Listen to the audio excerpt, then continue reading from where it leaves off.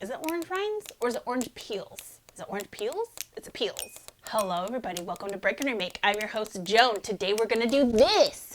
We are going to make our own stamps out of potatoes and out of orange rinds. What? Let me show you how to do it. What I like about using the potato stamp is that you can carve whatever you want in here, but it does take some technical skill to use the knife properly and safely. I could potentially get out my carving tools and like carve this out and stuff, but I just went ahead and used a knife because that's what I had. Or you could cut this up and make multiple stamps.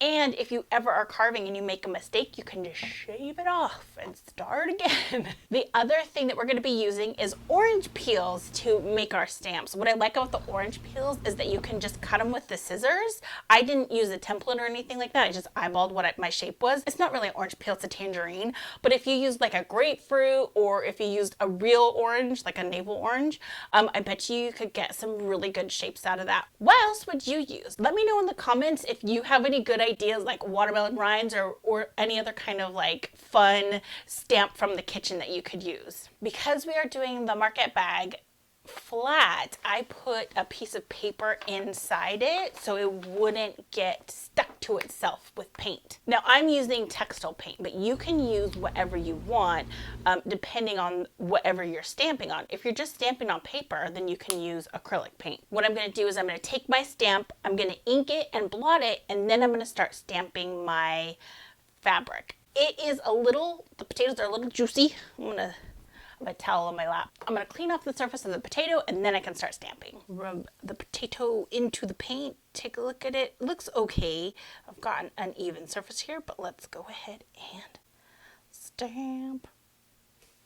Ooh. Now I'm going to try out my little orange peel stars to see how they work. Look at that texture. Pushing down each part of my star. Let's peel it up. Peel and reveal.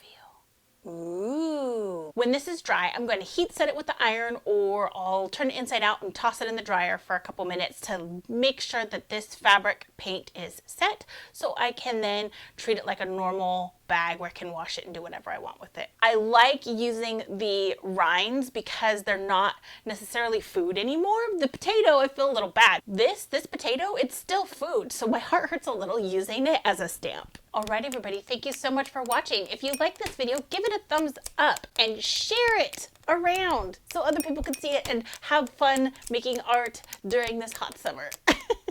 We'll see you next time. Bye.